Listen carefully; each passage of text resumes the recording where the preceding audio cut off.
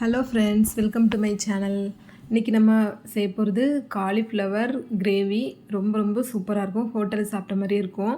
அதுக்கு நான் ஒரு முழு பூ எடுத்து நல்லா சுடு தண்ணியில் போட்டு வச்சுருக்கேன். அதில் மஞ்சளும் உப்பும் போட்டு ஒரு 10 நிமிஷத்துக்கு வச்சு நல்லா வடிகட்டி எடுத்துக்கோங்க. அப்புறம் ஒரு பாத்திரத்தில் கொஞ்சமாக எண்ணெய் சேர்த்துட்டு இந்த பூவை போட்டுட்டு உப்பு, மஞ்சள் தூள், கொஞ்சம் மிளகாய் தூள் போட்டுட்டு ஒரு 2 நிமிஷத்துக்கு நல்லா வதக்கி விட்டுக்கோங்க. நல்லா பரட்டி எடுத்துகிட்டு நம்ம தூர எடுத்து வச்சுக்கலாம்.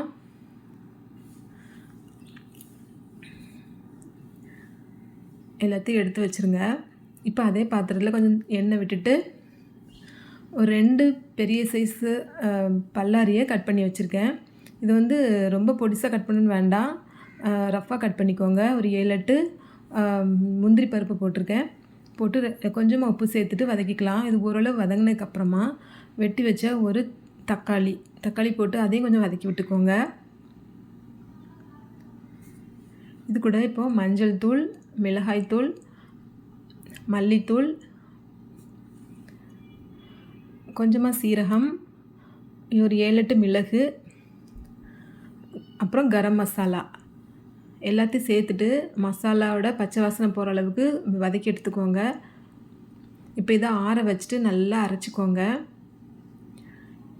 இப்போது பாத்திரத்தில் எண்ணெய் ஊற்றிட்டு பட்டை, கிராம்பு, ஏலக்காய், பிரிஞ்சி இலை எல்லாத்துலேயும் 2 போட்டுக்கோங்க.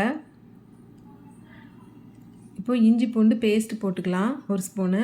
உங்கள்கிட்ட பேஸ்ட் இல்லைன்னா நம்ம வதக்கி அரைச்சோம்ல, அது கூட ஒரு 7-8 பல் பூண்டும் ஒரு சின்ன துண்டு இஞ்சியும் போட்டு நீங்கள் வதக்கி அரைச்சிக்கலாம்.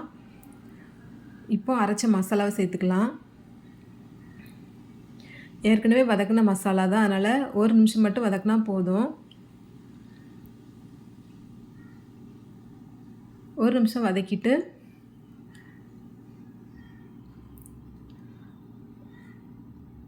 உப்பு சேர்த்துக்கோங்க.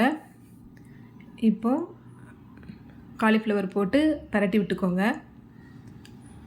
ஒரு 1 நிமிஷத்துக்கு அந்த மசாலாவோடு சேர்த்து நல்லா பரட்டி விட்டுட்டு அதுக்கப்புறமா தேவையான அளவு தண்ணி சேர்த்துக்கலாம்.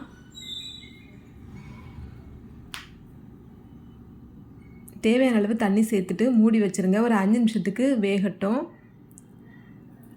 இப்போது நல்லா வெந்துருச்சு. இப்போது ஒரு 1/4 ஸ்பூன் அளவுக்கு மட்டும் சீனி சேர்த்துக்கோங்க. சுகர் கண்டிப்பாக சேர்க்கணும், அப்போ தான் ஹோட்டலோட டேஸ்ட் கிடைக்கும். அப்புறம் கொத்தமல்லி இலை போட்டுட்டு கொஞ்சமாக கசூரி மேத்தியும் நசுக்கி போட்டுக்கோங்க. அப்புறம் லாஸ்ட்டாக 1 ஸ்பூனு பட்டர் போட்டுக்கலாம். பட்டர் இல்லைன்னா 1 ஸ்பூன் நெய் சேர்த்துக்கலாம். அப்போ உங்களுக்கு ரொம்ப டேஸ்ட்டாக இருக்கும். அப்படியே பரட்டி விட்டுட்டு ஸ்டவ் ஆஃப் பண்ணி வச்சுருங்க. அவ்வளோதான். ரொம்ப டேஸ்ட்டாக மணமாக இருக்கும். சாதத்துக்கு, சப்பாத்திக்கெலாம் அவ்வளோ சூப்பராக இருக்கும். கண்டிப்பாக இதே போல் செஞ்சு பாருங்கள். இந்த வீடியோ பிடிச்சா நம்ம சேனலை சப்ஸ்கிரைப் பண்ணுங்கள், லைக் பண்ணுங்கள். தேங்க்யூ.